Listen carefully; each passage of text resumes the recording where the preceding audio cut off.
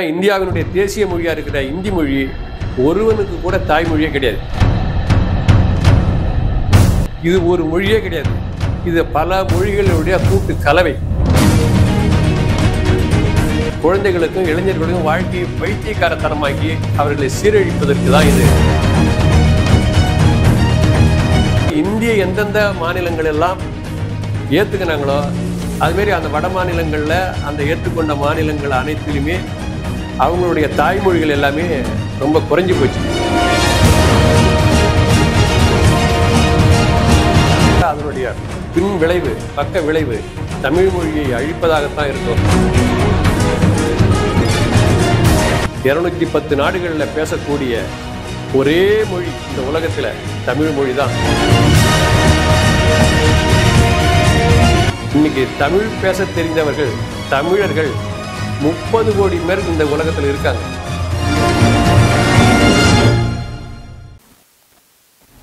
இந்தியாவில் ஒரு மொழி அப்படின்னு உலக நாடுகள் அங்கீகரிக்கிற ஒரு மொழி எதுன்னா தமிழ் தான். இன்னைக்கு ஜப்பான்காரன் தமிழ் தான் அதிகமான பேர்கள் படிக்க விரும்புறாங்க. அவன் இந்தியோ மற்ற மொழியோ இல்லை. ஜப்பான்காரன் இந்தியாவில் ஒரு மொழி, இந்தியாவின் மொழின்னு அங்கீகரிக்கிறது தமிழ் தான். சைனாக்காரன் இந்தியாவின் ஒரு மொழின்னு அங்கீகரிக்கிறது தமிழ் தான். அதுமாரி சிங்கப்பூர், மலேசியா அவர்களும் தமிழ் தான். ஆஸ்திரேலியா கண்டத்திலையும் 3வது மொழியாக இருக்கிறது தமிழ் தான். அதுமாரி அமெரிக்கா, இங்கிலாந்து அங்கவும் தமிழ் தான். பெரும்பான்மையான மக்கள் நம்ம இந்தியர்கள் போய் வாழ்கிறாங்க. அதனால் தமிழ் பல நாடுகளில் 5-6 நாடுகளில் ஆட்சி மொழியாக இருக்குது. அதே மாதிரி இந்த உலகம் முழுவதுமே தமிழ் தான் பேசப்படுகின்ற மொழி, தமிழ் தான் வாழ வேண்டிய மொழி. தமிழை யாராலையும் அழிக்க முடியாது. அதோடு மட்டுமில்லை, இப்போ தமிழ் மொழி ஹிந்தி வர்றதுனால தமிழ் ஒன்றும் அழிஞ்சிடாது, தமிழ் ஒன்றும் குறைஞ்சிடான்னு சொல்கிறாங்க. சொல்லிக்கிட்டே தான் இருப்பாங்க. ஆனாலும் இந்திய எந்தெந்த மாநிலங்கள் எல்லாம் ஏற்றுக்கினாங்களோ அதுமாரி அந்த வட மாநிலங்களில் அந்த ஏற்றுக்கொண்ட மாநிலங்கள் அனைத்திலுமே அவங்களுடைய தாய்மொழிகள் எல்லாமே ரொம்ப குறைஞ்சி போச்சு. அவங்க தாய்மொழியை பேச தெரிஞ்சவங்க, எழுத தெரிஞ்சவங்க ரொம்ப குறைஞ்சிட்டாங்க. தாய்மொழி பலவீனம் அடைஞ்சிட்டுது. அங்கே இந்தி மொழி தான் ஆகிடுது. அவன்லாம் இந்திக்கார மாதிரி ஆகிட்டான். 140 கோடி கொண்ட மக்கள் கொண்ட இந்த இந்தியாவில் ஒவ்வொருவனுக்கும் ஒரு ஸ்டேட்டுக்கும் ஒரு தாய்மொழி உண்டு. ஆனால் இந்தியாவினுடைய தேசிய மொழியாக இருக்கிற இந்தி மொழி ஒருவனுக்கு கூட தாய்மொழியே கிடையாது. இது எங்கிருந்தோ வந்த ஒரு 800 வருஷத்துக்கு பின்னாடி தான் இது உருவான மொழி தான். இது ஒன்றும் பெரிய பாரம்பரியம் மிக்க மொழி கிடையாது. இது ஒரு மொழியே கிடையாது. இது பல மொழிகளுடைய கூட்டு கலவை. இந்த முஸ்லீம்கள் படையெடுப்பு அவர்கள்லாம் வந்ததுக்கு அப்புறம் அவருடைய இந்த உருது, அரேபி மொழியோட நம்ம இந்திய மொழிகளை மிக்சர் ஆகி இது உருவான ஒரு மிக்சர் மொழி தான் இது.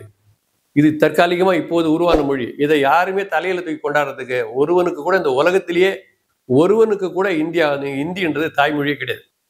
ஒவ்வொருவனுக்கும் ஒரு தாய்மொழி இருக்கு. அதனால அவனவனுடைய தாய்மொழிகளையும் அழியாமல் பாதுகாக்கிறதுக்கு அந்தந்த மாநில மொழிகளை இந்த அரசு பாதுகாக்கணும். அந்தந்த மாநில மொழிகளில் தான் எல்லாரும் படிக்கணும். உலகத்தில் உள்ள பல நாடுகள் அவனவனுடைய தாய்மொழியில படிச்சு பிஹெச்டி பண்ற வரைக்கும் எல்கேஜிலேருந்து எல்லா படிப்பும் அனைத்து கல்விகளுமே அவன் தாய்மொழியில படிக்கிறான். பிரெஞ்சுக்காரன், ஜெர்மன்காரன், ஜப்பான்காரன், சைனாக்காரன் எல்லாருமே அவன் தாய்மொழியில முழு கல்வியும் படிக்கிறான். அவன் நல்லா தான் வாழ்ந்துகிட்டு இருக்கான். வெளிநாடுகளுக்கும் அவனும் வரான். அவனும் அந்த தேவைக்கு என்ன மொழி தேவையோ அதை கற்றுக்கிட்டு வரான், வெளியே போயிடுறான். அதனால தேவையில்லாம எல்லா மொழியும் படிக்கணுன்றது பெரிய தப்பு. அந்த காலத்துல இங்கிலீஷ்ல ஒரு சப்ஜெக்ட்ல ஃபெயில் ஆனதுனாலே பல லட்சக்கணக்கான மக்களுடைய இளைஞர்களுடைய வாழ்க்கை பாதிக்கப்பட்டது. ஏன்னா இங்கிலீஷ்ல எல்லாம் 6வதுலேருந்து தான் ஏபிசிடியை ஸ்டார்ட் பண்ணுவாங்க, ஒரு 30-40 வருஷத்துக்கு முன்னாடி. அப்போதுக்கு எஸ்எல்சி எக்ஸாம் வரும்போதே அவன் எல்லாருமே பாதி பேருக்கு மேலே இங்கிலீஷில் 40 மார்க் வாங்க முடியாமல் ஃபெயில் ஆகிடுவான். திரும்ப அவனால் அதை கம்ப்ளீட் பண்ணவே முடியாது. அதோடய அவன் வாழ்க்கை சுருண்டு முடிஞ்சிடும். இப்போ அதே மாதிரி இந்தி ஒன்று தேவையில்லாத ஒரு மொழியை உள்ள கொண்டாந்து இந்தி மொழியில் பாஸ் ஆகாதாலே பல பேருடைய வாழ்க்கை முடிஞ்சிடும். இங்கிலீஷே தேவையில்லாத 90% மக்களுக்கு தமிழ்நாட்டில் தேவையில்லாத போது இந்தி மொழி இங்கே எதுக்கு தேவை? அதனால இந்தி மொழி திணிப்புன்றது தேவையற்றது. எந்த மொழியும் 3வது மொழி அப்படின்னு சொல்றதே அது தப்பு. எவனுக்கு எந்த மொழி தேவையோ தேவைப்படும் போது அவன் படிச்சுப்பான். ஏன்னா நீ உலகம் முழுசும் போற மாதிரி இருக்கு, ஒரு நாடுகளுக்கு மட்டும் கிடையாது. இப்போ இந்திக்கு போகணுன்ற யாரும் விரும்பல, வெளிநாடுகளுக்கு தான் போறான். அது பெரும்பாலும் இங்கிலீஷ்ல போயிடுறானுங்க. அது இல்லாத வேற நாடுகளுக்கு, ஜப்பான், ஜெர்மன், அதுமாரி பிரான்ஸ் போறவனுக்கு அந்தந்த மொழியை கத்துக்கிட்டு போயிடுறான், அந்தந்த மொழியும். ஆனால் தேவைக்கேற்ற மொழிகளை அவன் படிக்கணுமே தவிர எல்லாருமே தேவையில்லாத எல்லாருமே எல்லா மொழிகளையும் படிக்கணுன்றது அது மனித இனத்துக்கு, குழந்தைகளுக்கும் இளைஞர்களுக்கும் வாழ்க்கையை பைத்தியக்காரத்தனமாக்கி அவர்களை சீரழிப்பதற்கு தான் இது உதவும். அதனால ஒரு மொழி கொள்கை தேவையானால் இருமொழி கொள்கை, இது மட்டும்தான். தாய்மொழி ஒன்று, கூட உலக பொது மொழியா இருக்கிற ஆங்கிலம் ஒன்று, இது மட்டும்தான் இப்போதைக்கு தேவையில்லாத மும்மொழி கொள்கைன்றது இந்த நாட்டையும் நாட்டு மக்களுக்கும் சீர்குலைவை ஏற்படுத்தும். குறிப்பா தமிழர்களுடைய வாழ்க்கையை இது சீரழிக்கும். தமிழர்கள் இங்க எல்லாரும் நினைச்சிருப்பாங்க, தமிழ்நாட்டினுடைய மக்கள் தொகை 6 கோடி தமிழர்கள். தமிழ்நாட்டில் 10 கோடி பேர் இப்ப இருக்காங்க. வடக்கனுங்க வந்ததுலேருந்து சேர்த்து பார்த்தா 10 கோடிக்கும் மேற்பட்டவர்கள் இப்ப தமிழ்நாட்டில் வாழ்ந்துட்டு இருக்காங்க. 10 கோடி பேர் மக்கள் இன்னைக்கு தமிழ்நாட்டில் மட்டும் தமிழ் பேசக்கூடியவர்கள் 10 கோடிக்கு அதிகம்.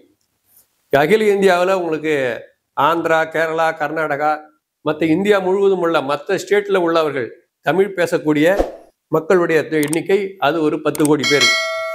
உலகம் முழுவதும் இருக்கக்கூடிய தமிழ் பேசக்கூடியவர்கள் உங்களுக்கு Ilangai, Malaysia, Singapore, Australia, America, England, German, Japan, இப்படி பல நாடுகளில் உலகம் முழுவதும் தமிழ் பேசுறவங்க ஒரு 10 கோடி பேர். இன்னைக்கு தமிழ் பேச தெரிந்தவர்கள் தமிழர்கள் 30 கோடி பேர் இந்த உலகத்தில் இருக்காங்க. அதனால தமிழ்ன்றது ஒரு மாநிலம் இல்லை, தமிழ்ன்றது ஒரு உலகம். 210 நாடுகளில் பேசக்கூடிய ஒரே மொழி இந்த உலகத்தில் தமிழ் மொழி தான். தமிழ்ன்றது இந்த காலத்திலையும் தமிழ் உலகம்ன்றது பொருந்தும், அந்த காலத்திலையும் தமிழ் உலகம்ன்றது பொருந்தும். உலகத்தில் எந்த மொழிக்குமே தெய்வ மொழி அப்படின்னு ஒரு அடையாளம் கிடையாது. தமிழ் மொழிக்கு மட்டும்தான் தெய்வ மொழி என்ற அடைச்சொல் உண்டு. ஏன்னா தெய்வங்கள் பேசிய மொழி இது. அதனால் தமிழ் மொழி மட்டும்தான் தெய்வ மொழி. தமிழ் மொழியை அழிப்பதுன்றது இந்து மதத்தையே அழிப்பது. தமிழ் மொழி வேறு, இந்து மதம் வேறுன்றது கிடையாது. தமிழில் தான் எல்லா நூல்களுமே இருக்கு. தேவாரம், திருவாசகம் அப்படின்னு உங்களுக்கு திருக்குறள், எண்ணற்ற நூல்கள், லட்சக்கணக்கான நூல்கள் இருக்கிற இந்த நூல் இந்து மதத்தின் நூல்கள்லாம் தமிழில் தான் இருக்கு. அதனால தமிழை அழிப்பது இந்து மக்களுக்கும், இந்து மக்களை அழிப்பது உலக மக்களுடைய நாகரிகத்துக்கும் வளர்ச்சிக்கும் பண்பாட்டுக்கும் எல்லாத்துக்கும் சீர்குலைவை உருவாக்கும். அதனால தமிழை உலகம் பின்பற்ற வேண்டும். தமிழை தான் உலகம் முழுவதும் படிக்கணும். அதை வளர்க்கறதற்கான வழி என்னன்றதை தமிழ்நாடு அரசும் இந்திய அரசும் முறையாக செஞ்சது தான் நலம். அதை விட்டுட்டு 3 மொழி கொள்கை என்ன பண்றேன்னு சொல்றாங்களே தானே, அதனுடைய பின் விளைவு, பக்க விளைவு தமிழ் மொழியை அழிப்பதாகத்தான் இருக்கும். அதனால தமிழ் மொழியை காக்கணும் அப்படின்னா தமிழை உலக மொழியாக அறிவிக்க வேண்டும். நன்றி, வணக்கம்.